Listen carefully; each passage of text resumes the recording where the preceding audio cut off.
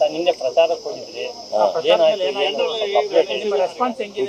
ಈಗ ನಮ್ಮ ನಿರೀಕ್ಷೆಗೂ ಮೀರಿ ಜನರು ಸ್ಪಂದಿಸ್ತಾ ಇದ್ದಾರೆ. ನಮ್ಮ ನಿರೀಕ್ಷೆಗೂ ಮೀರಿ ಜನ ಸ್ಪಂದಿಸ್ತಾ ಇದ್ದಾರೆ.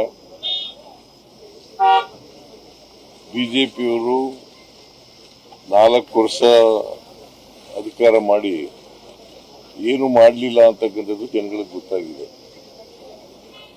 ಅವರು ಏನು ಅಭಿವೃದ್ಧಿ ಕೆಲಸಗಳನ್ನು ಮಾಡದೆ ಬರೀ ಲೂಟಿ ಹೊಡೆದರು ರಾಜ್ಯನ ಅಂತಕ್ಕಂಥದ್ದು ಮತದಾರರ ಮನಸ್ಸಿಗೆ ಬಂದಿದೆ. ನಾವು ಮಾಡಿರ್ತಕ್ಕಂಥ 5 ಗ್ಯಾರಂಟಿ ಯೋಜನೆಗಳು ಅವು ಜಾರಿಯಾಗಿದ್ದಾವೆ. 3 ವರ್ಷದಿಂದ ಜಾರಿ ಆಗ್ತಾ ಇದ್ದಾವೆ. ಮತ್ತೆ ನಂಬಿಕೆ ಬಂದಿದೆ ಬಿಜೆಪಿಯವರು ಏನೇ ಸುಳ್ಳು ಹೇಳಿದ್ರು ಕೂಡ. ಯಾಕೆಂತಂದ್ರೆ ಇವು ಜಾರಿ ಆಗದೇ ಇಲ್ಲ ಅಂತ ಹೇಳಿದ್ರು ಒಂದ್ಸಾರಿ, ರಾಜ್ಯ ಆರ್ಥಿಕವಾಗಿ ದಿವಾಳಿ ಆಗ್ತದೆ ಅಂತ ಹೇಳಿದ್ರು,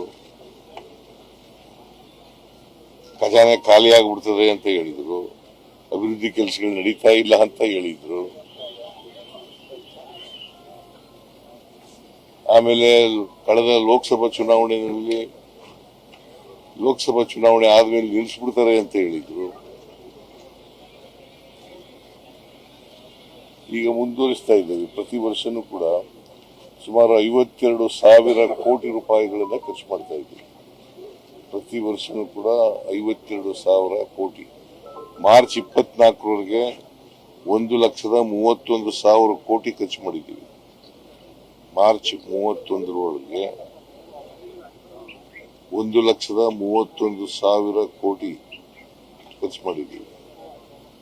ಅದರಿಂದ ಇವನ್ನೆಲ್ಲ ಪ್ರಶ್ನೆನೇ ಇಲ್ಲ. ಇವನ್ನು ಮುಂದುವರಿಸ್ತಕ್ಕಂಥ